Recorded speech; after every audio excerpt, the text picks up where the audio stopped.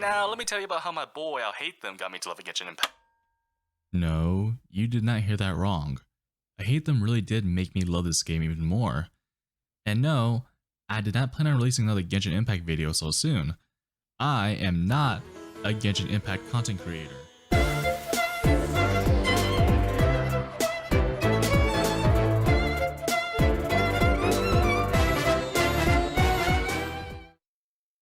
Everyone has that one character in Genshin Impact that absolutely changes the game for them. Whether that be making the gameplay more fun, getting you more invested into the story and the world, or even awakening something inside of you. For me, that character is not actually Kuki Shinobu. Allow me to introduce you to Alhaitham, the acting Grand Sage of Sumeru. He cares so little for everything around him that he somehow manages to ignore the fact that no other character in the game has as much muscle as he does. I mean, look at his biceps. Not even Ito could ever compete with the likes of this feeble scholar.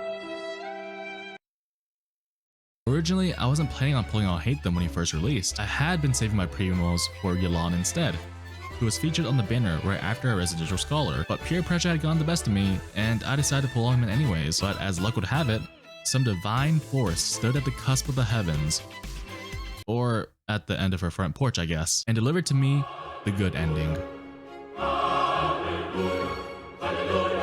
And now that I had both Alhaitham and Yelan, I can actually start enjoying the game.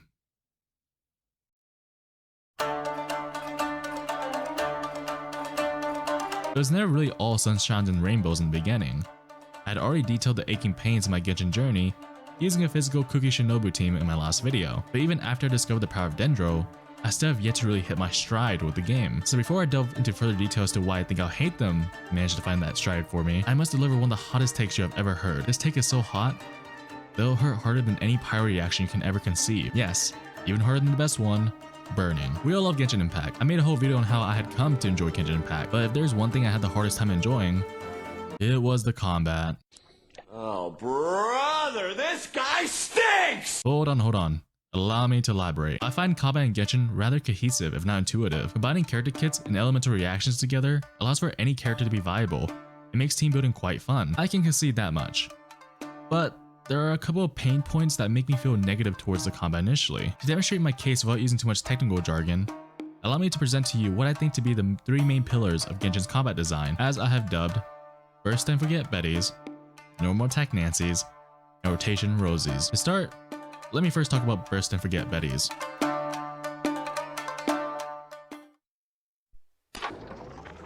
Burst and Forget Betties are those friends you want to hang out with more often, but due to their responsibilities, they can barely afford to give you their time and leave just as quickly as they come.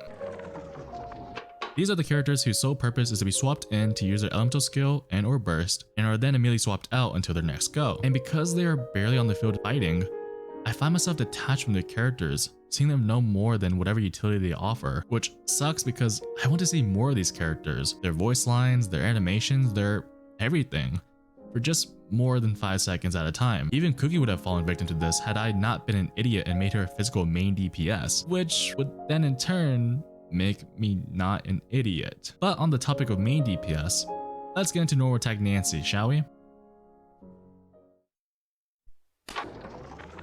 Normal Attack Nancys are not so much friends, but acquaintances you happen to see frequently either at school or at work. You have the privilege of conversing with them at any point of the day, but most of your talks end up boiling down to a casual everyday talk and nothing more.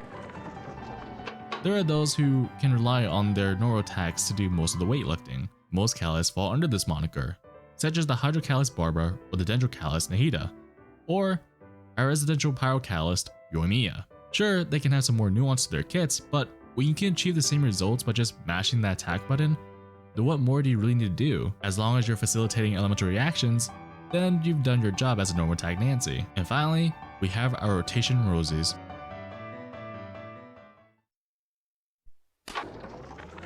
Rotation Rosies tend to be that one friend who is somehow perfect in every way. They have completely optimized life, graduating from school as a top student of their class, striking the perfect work-life balance while earning 6-digit salaries, and simply being happy in general. And then there's you, who spent 4 years in college performing the bare minimum, yet somehow still earning your bachelor's degree in computer science, only to end up working a corporate desk job and spending most of your free time making content on some random anime gacha game.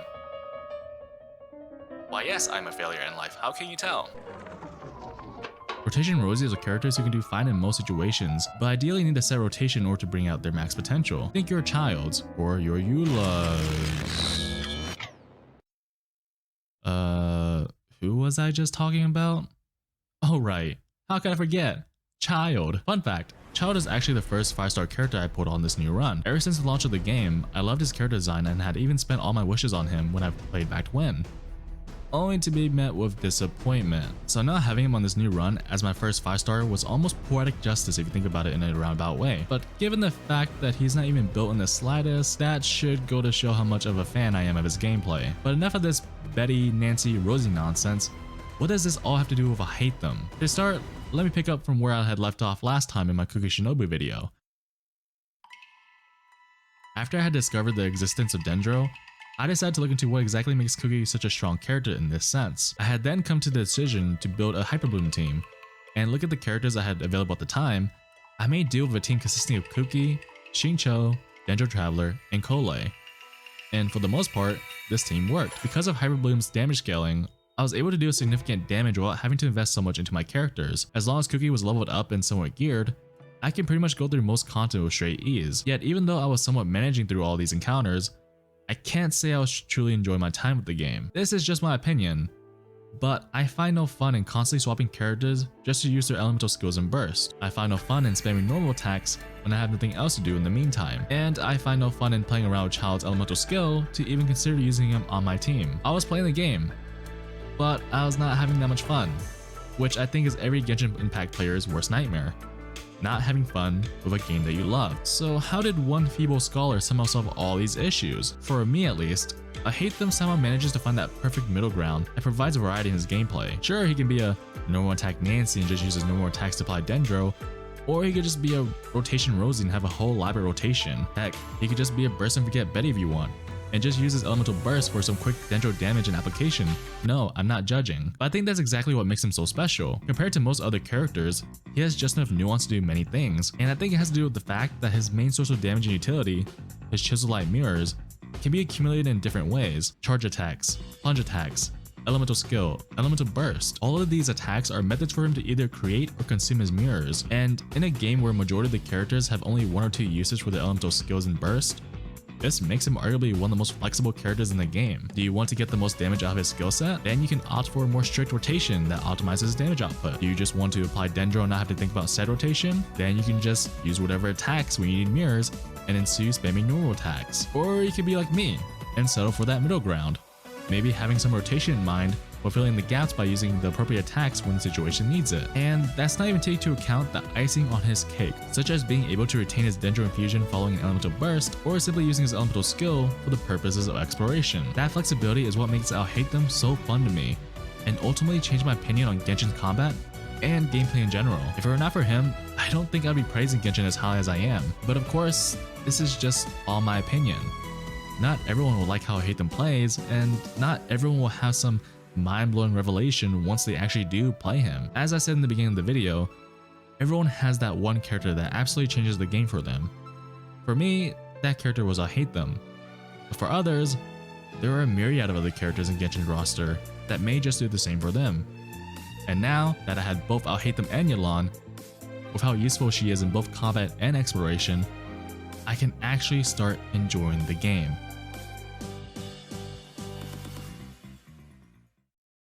I also pulled on the recent Ayaka and Shenhe banners, and, well, I got both of them, so, sue me.